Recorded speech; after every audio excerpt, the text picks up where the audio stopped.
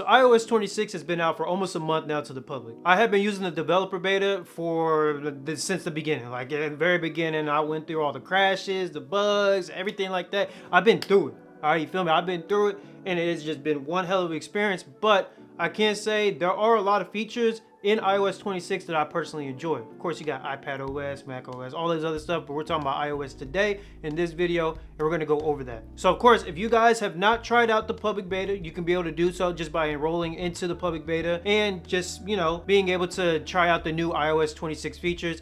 Honestly, I personally recommend it if you like to try new things with your phone, but there is some things to kind of put in consideration. If you do that, please make sure that you have a backup on your phone, that you're just constantly backing up your phone. So if anything happens, because you know, with software updates and things of such, anything can happen. Or if you want to go back to iOS 18 because you don't like iOS 26, you'll need a computer to be able to go to the latest backup and just recover your phone that way. That's your disclaimer. Don't say I didn't tell you, okay? Because I told you. I literally just now told you. So don't even think like, oh, you told me to go blah blah blah blah this now, this and that. No. I told y'all, okay? Off rip, very first thing that I like about it, and some people do not like it, is I like the overall design and just the liquid design. We call it liquid, and I'm gonna put quotation marks because in the very beginning, in the developer beta, you had a true liquid design. Now I'm talking about just straight glass everywhere. But some people were reporting that, you know, you couldn't read certain things because it was hard to read, blah, blah, blah. I personally didn't have that issue. But now they kind of approached it in like in a little like frosted design. You still got the glass design, liquid design, whatever the hell they call it.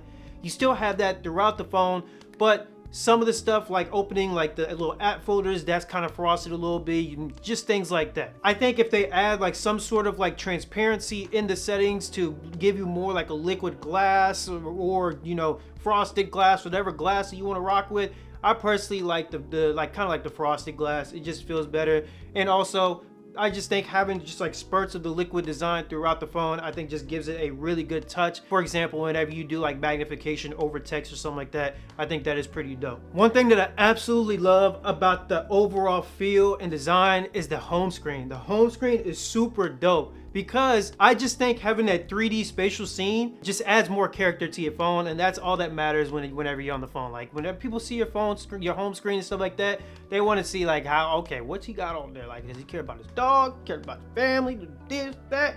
Me, I got a little astronaut that's right there, and if you choose the right wallpaper, it'll detect the 3D spatial scene, and if you do it right, like I did, I have a little astronaut right here that's gonna be right here, like in the front, and then in the foreground, it's like mountains and stuff like that. So it does really good at detecting the 3D spatial part. So the astronaut stays in one spot and everything in front of it, which would be in our case behind it, would just move around. So it just makes like the astronaut move around. Like it's freaking dope. I'll put a video of it, but I like that alongside with it being able to drag the numbers down. I do wish you could be able to do it with all fonts. That's the only thing. I just think the way the home screen looks is kind of dope. So all in all, I just think the overall feel of iOS 26 just, in my opinion, gives it a new look on your iPhone, and it just feels nice. And I know I'm gonna have a bunch of Samsung, Android people coming in and saying, oh, we had that, we've been had that. Okay, we never had that, okay? And I just think that Apple, they did it really, really good, and everything is just now flowing perfectly, where there's barely any hiccups in the public beta at all, and really even in the developer beta. The next one that I absolutely love is the screen calling / hold detection. Now with the screen calling, it freaking helps tremendously because you get all those spam calls or unknown calls hitting your phone at the wrong times. Your phone just buzzing, just going off the chain. And this right here pretty much tells them like, hey yo, what the hell is your name? Why are you trying to reach your boy Augie? All right, tell him who your name is, what you trying to talk about, and even then, it'll like send like some sort of like notification to your phone saying screen calling, blah blah. This number, you can view it to see what they're actually saying with live transcription, which is dope. Or, you know, you could just kind of let it go and you'll just see like a little icon on the top and showing you that somebody's trying to reach out to you. Once they kind of go through that little screening phase, the phone call goes through, and then that's when your phone starts ringing and stuff. Spam calls, they ain't gonna say, hey yo, this is, you know, so and so, I'm trying to, you know, waste your time, okay? A lot of people ain't gonna do that, so they just hang up, and that's just saves so much freaking time and headaches with people calling your phone. Hold detection. I just had this happen literally the other day. I was on the phone, I got put on hold, and it said, hey yo, we detect that you're on hold. Do you wanna kind of like let them know you're on hold and you can go do what you gotta do, so you don't gotta stay on the phone. So pretty much what that does is that tells the other person that you're calling that put you on hold, like, hey yo, We told him like he's on hold, so he's gonna do his thing with his phone, whatever he's got to do. Whenever you're ready to get back off a hold, then boom, Augie's gonna come back to you when you're off a hold, kind of like a dual hold thing. Like, you put me on hold, bet I'm gonna put you on hold too. I just think that's kind of dope as well. There are certain instances where it's like, hey, I'm gonna just kind of stay on the phone because like I don't want any disconnection or anything like that. But I tried it a few times and it works perfectly fine. It just lets you know that they came back from off hold and you're ready to go. And you're getting your business done, your bills paid, your inquiries all taken care of and things like that. CarPlay. Now, the reason why, if you look in the timestamp, I say CarPlay with parentheses of kinda, because the first iteration of CarPlay I think was dope. You got the liquid design, kind of like, not really liquid, but you got the transparent apps, icons and stuff like that. You have what is it's called smart zoom. So what that does is it detects kind of the size of your screen. And if you might not know, with CarPlay right now, if you don't have it on iOS 26, it's all zoomed in, everything's big. The smart zoom pretty much just uses most of that screen real estate, and it'll just pretty much smart zoom it. So it'll zoom it out a little bit to ensure everything fits nice and properly and is formatted correctly on your screen. I use that personally. Now here's the kicker. In the early ages of the iOS 26 kind of beta, the smart zoom allowed you to have, depending on your size, 2 widgets on there. So they introduced widgets and stuff like that, which I think is kind of like, I thought it was super dope, but as you start to use it and you start to realize how it's being done, it's not dope at all. Because in the beginning, I was able to fit like 2 widgets on there. Cool. I was able to fit 2 widgets that were very important to me on my screen. But the thing about it was that it didn't like set it as a default home screen. It always just went back to like the 3 square thing, which kind of pissed me off. So you got like the maps, you got the music, and you got whatever else, calendar, live activity, stuff like that. Whenever I started to update, and I don't remember which beta it was at, maybe it was like 4 or 5, the dual widget for me just went away and it was just a single widget. So it's like, what the hell am I going to use 1 widget for on my screen? I'm better off just using that 3 right there. So honestly, I know Apple is not watching this at all, and I mean, why would they? But one thing they need to do, maybe I just need to work at Apple, damn. One thing that they need to do with CarPlay is allow us to just fully just customize how our home screen wants to look. Because I'm not trying to have the same 3 squares or rectangles, whatever the hell, every single time. Because I have the maps, I have my music, I have another part of the maps, and then sometimes I'll have the calendar if there's like an event going on. Like, I want to use specific things on my screen that's going to be perfect for me and personalized to my taste. That's just how I like it. The whole widget thing, get that out the window. I mean, if you use Smart Stack or something like that, cool. That just go down that route. But don't do no lame ass widget on the first slide to where I can only fit 1 widget on there and that's it. Because what the hell is 1 widget gonna do for me? CarPlay is supposed to be informative while I'm driving. I just have that 1 widget, so like whatever.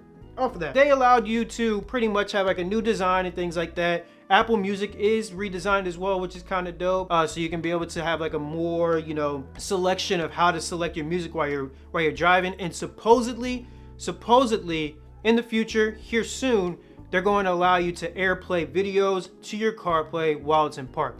But I've read countless times that it's going to be manufacturer specific. So if your manufacturer's Honda or something like that and they don't allow it, boom, sorry, you shit out of luck. You can't AirPlay over to CarPlay, which is kind of trash, to be honest. Apple Music. Now, they did make a few changes with Apple Music, one notably being the auto mix feature. Now, if you know about Spotify, you know about, Apple Music as well, you got that kind of little fade. So like you can choose how many seconds before the music stops and goes into the next song, right?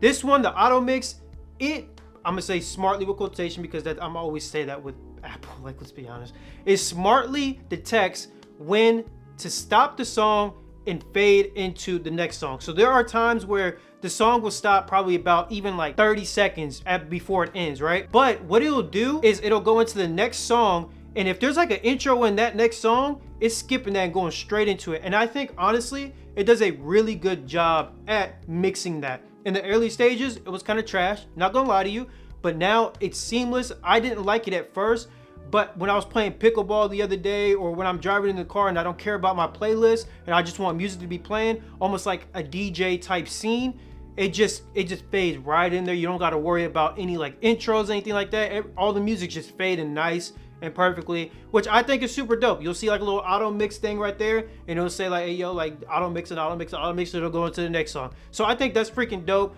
that they implemented that auto mix into Apple Music. Another thing that they added was the animated cover art. So if like a song or an album has a cover art on it, it'll allow you to full on make it your home screen, which I think everybody was wanting for a long ass time, let's be honest. I wish they could do it with Spotify, but you know, Spotify, Apple, they haven't been on good terms as of late, you know, things like that. But in Apple Music itself, if you got a cover art that's animated, you can just make that as your full home screen, and your whole home screen will just be all animated and super dope whenever you're listening to music. I just think that's just a nice addition to add on your home screen as well. And I think the final one that's one of my favorite features is the screenshotting. Now that's one thing I knew off rip, because I screenshot a lot of stuff, and then there's times where I like want to save the screenshot, and there's times where I just want to trash it. Then there's times where I just want to trash it and save it at the same time. Like I want to send it to somebody. So they just completely revamped the way the screenshot looks, and I think it looks freaking dope. Because whenever you screenshot, you got an X at the top, just a simple X. So if you don't want that screenshot, you accidentally did whatever the hell it may be, just click that X, boom, delete it. You got to worry about it.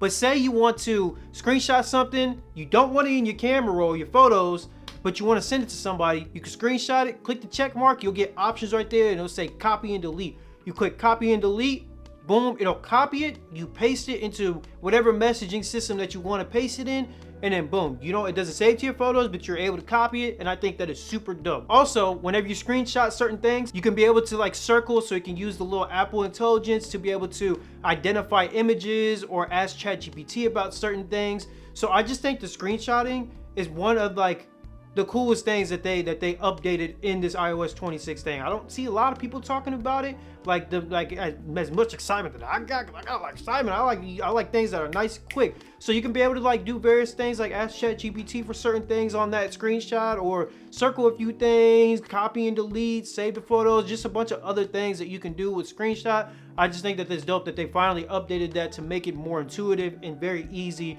in terms of like convenience for everybody. That's gonna do it for today's video. Of course, there are a bunch of other features that they added with iOS 26, and I'm sure you probably read on it, you probably watched a bunch of videos on it, whatever the hell may be. This is not just another video just talking about that. This is the video talking about my favorite features, the things that I use, how I use it, why I like it, and things like that. Hopefully this video has either taught you something, you learned something like that with the new features. Hopefully it encourages you to try out the new iOS 26 public beta. Like I said in the very beginning, if you try out the new public beta, make sure that you have a backup. You need a backup just in case anything goes wrong. Whether you don't like it or something happens, you got a backup so you don't lose any of your information, messages, photos, things like that. Hopefully you guys enjoyed this video. Let me know if you guys have tried iOS 26, what your favorite features are. If there's anything that I missed that's super dope, let me know in the comment section. And yeah, hopefully you guys like this video. Like, subscribe. We're on the way to 1,000. You guys have been showing so much love. Love that. And yeah, per usual, thank you so much for taking the time out of your day for watching me on your screen. And we are out.